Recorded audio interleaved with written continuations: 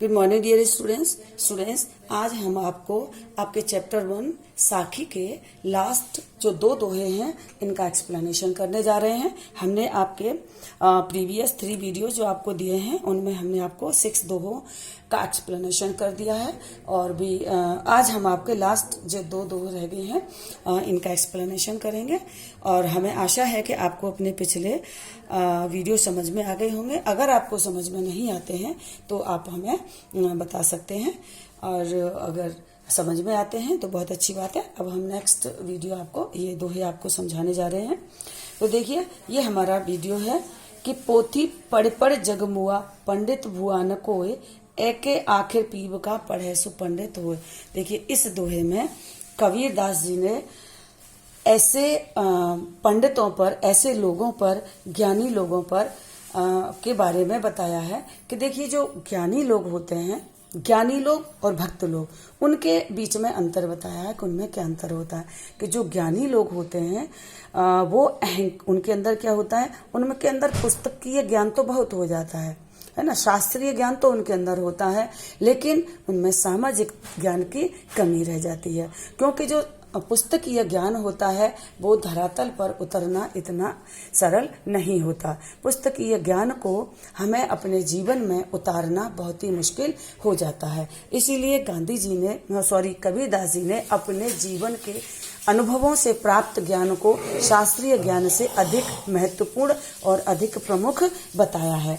तो उन्होंने ऐसे उन्होंने ऐसे लोगों के बारे में बताया है जो पोथी पढ़ पढ़ जगमुआ। बहुत सारे लोग हुए जो पोथी यानी बहुत मोटी मोटी पुस्तकें, धर्मशास्त्र पढ़े उन्होंने, लेकिन क्या हुआ, जगमुआ, सारा संसार मर गया। बहुत सारी पोथी पढ़ पढ़ के वो इस दुनिया से विदा हो गया, लेकिन पंडित भयान कोई, उसमें कोई पंडित नहीं हो पाया। क्योंकि जो लोग शास्त्रीय ज्ञान एकत्रित कर लेते हैं, पुस्तकीय ज्ञान एकत्रित कर लेते हैं, तो उनको हम पंडित की संज्ञा में नहीं रख सकते। वो सही मायने में पंडित नहीं हो सकते। क्योंकि सही मायने में पंडित कबीरदास जी के अनुसार होते हैं, कौन होते हैं, वो होते हैं जो एक आसिर पीब का, कि यदि किसी व्यक्ति ने एक अक्षर भी प्रेम का, ईश्वर की सच्ची भक्ति का, यदि एक भी माने प्रिय, आशिर माने अक्षर होता है, यदि उसने एक भी अक्षर भगवान के, ईश्वर की सच्ची भक्ति का पढ़ लिया तो सही माने में वही पंडित होता है। बहुत सारा ज्ञान अर्जित करने वाला कभी पंडित नहीं हो सकता। पंडित तो वो होता है कि वो यदि उसके अंदर सच्ची भक्ति है, ईश्वर के प्रति प्रेम का यदि एक अक्षर भी उसने पढ़ लिया तो वो पंडित, वही सच्चे माने में पंडित होता है। क्योंकि पढ़े सो पंडित हो, जो यदि एक भी अक्षर प्रेम का पढ़ता है, प्रेम का एक अक्षर पढ़ लेता है तो वही सही माने में पंडित हो सकता है। कौन हो सकता है, शास्त्र पढ़ने वाला नहीं हो सकता है। उनके अनुसार जो काशी के बहुत सारे बड़े बड़े पंडित, बहुत बड़ा बड़ा ज्ञान, बड़ी बड़ी मोटी मोटी पुस्तकें पढ़कर उन्होंने ज्ञान तो अर्जित किया, लेकिन उन्होंने भक्ति को प्राप्त नहीं किया, ईश्वर के प्रेम को प्राप्त नहीं किया, ईश्वर के प्रति अपने प्रेम को नहीं बढ़ाया, तो वो पंडित सही मायने में नहीं है। सही मायने में तो पंडित कबीरदास जी ने उन्हीं लोगों को कहा है जिन्होंने ईश्वर की सच्ची भक्ति की है, उनसे प्रेम किया है, उनके प्रेम के अक्षर को पढ़ा है। तो इसमें देखिए पढ़ी पढ़ी, इसमें क्या है, पढ़ी पढ़ी 2 शब्दों की आवृत्ति एक साथ हुई है, तो इसमें पुनरुक्ति प्रकाश अलंकार है। पुनरुक्ति प्रकाश अलंकार। उधर हमने बताया था कि घट घट में पुनरुक्ति प्रकाश अलंकार है और यहाँ पर पढ़े पढ़े, पढ़ी पढ़ी 2 शब्द हैं, इसीलिए इनमें भी पुनरुक्ति प्रकाश अलंकार है। अब एक लास्ट दोहा और है, देखिए, हम घर जाले आपना लिया मुराड़ा हाथ, अब घर जालो तासुका जे चले हमारे साथ। अब घर जाना आपना घर, कबीरदास जी कहते हैं कि हमने अपना घर तो जला लिया, अपने ही हाथ में, मुराड़ा का अर्थ होता है मशाल, एक लकड़ी में कपड़ा लपेटकर उस पर मिट्टी का या कोई भी तेल डालकर जब उसमें आग लगा लेते हैं तो उसे मुराड़ा कहते हैं। तो कबीरदास जी ने क्या यहाँ पर बोला है कि हमने तो अपने ही हाथ में मुराड़ा लेकर अपने घर को जला लिया। अब हम आपको बताना चाहते हैं कि घर का मतलब क्या है। यहाँ घर प्रतीक है हमारे लोभ का, अज्ञानता का, लालच का, धन के प्रति लोलुप का, अहंकार का, क्रोध का इसका प्रतीक है। तो कबीरदास जी कहते हैं कि हमने अपने हाथ में मुराड़ा लेकर, मुराड़ा यहाँ किसका प्रतीक है? ईश्वर की भक्ति का।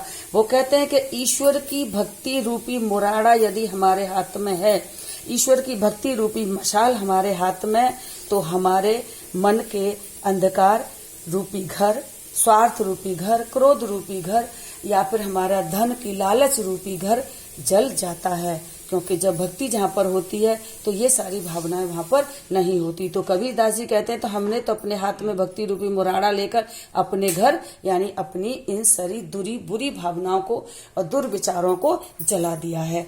अब वो कहते हैं अब घर जालो तासुका जे चले हमारे साथ। अब कबीरदास जी कहते हैं कि अब उन लोगों के लिए कहते हैं जो इन सारे दुर्विचारों में, दुर्भावनाओं में फंसे हुए हैं। तो वो उन लोगों को इंगित करते हैं, ऐसे लोगों की तरफ इशारा करते हैं कि अब तुम्हारा नंबर है, तुम भी अपने घर यानी अपने इन सारे दुर्विचारों को, दुर्भावनाओं को जला डालो और ईश्वर की सच्ची भक्ति में लग जाओ, ये चले हमारे साथ। और वो ये भी कहना चाहते हैं कि जो हमारे साथ चलना चाहता है यानी जो हमारा अनुगामी बनना चाहता है यानी हमारी तरह से ईश्वर की भक्ति में चलना चाहता है, तो क्या होगा? सबसे पहले उसके घर को जलाना होगा। घर का मतलब हमने बता दिया है कि वो क्या है, वो दुर्भावनाएं, दुर्विचार हैं। तो सबसे पहले वो कहते हैं कि अब जो हमारे साथ चलना चाहते हैं उनके घरों को जलाना है। तो वो चाहते हैं, कबीरदास जी कहते हैं कि हमने अपने तो सारे दुर्विचारों को खत्म कर दिया है। अब कबीरदास जी दूसरे लोगों को, जो इस भावनाओं में फंसे हुए लोग हैं, उनके भी उन भावनाओं से दूर करके ईश्वर की सच्ची भक्ति के मार्ग पर ले जाना चाहते हैं। उनका वो अनुगामी बनना चाहते हैं और वो चाहते हैं कि वो भी इस भावनाओं से निकलें और भगवान की सच्ची भक्ति करें और भगवान के इस सच्चे मार्ग पर चलने की कोशिश करें। तो ऐसा यहाँ पर कबीरदास जी ने इस दोहे में कहा है। अब यहाँ पर हम अगर, इसमें कौन सा दोहा है? नहीं है, हम जाड़ा आप ना लिया मुराड़ा हाथ, ठीक है। तो अब वो कहते हैं कि अब ऐसे लोगों की बारी है जो अब उनका हम घराना चाहते हैं। यहाँ पर ना थोड़ा सा इसमें एक उनका एक विद्रोही स्वरूप भी उनका स्पष्ट हो रहा है। यहाँ पर थोड़ा सा उन्होंने विद्रोह किया है और इसमें ब्रज भाषा का और राजस्थानी मिश्रित इसकी ब्रज भाषा है उसका उन्होंने अच्छा सा प्रयोग किया है इसमें, लेकिन थोड़ा सा विद्रोही रूप है। वो स्वार्थ को छोड़ने के लिए इसमें कह रहे हैं और वो इस कार्य में वो ये भी चाहते हैं कि जो लोग यदि वो इस स्वार्थ की भावना को छोड़ना चाहते हैं तो वो उनकी सहायता करने के लिए भी तैयार हैं। ठीक है, okay, thank you, have a nice day.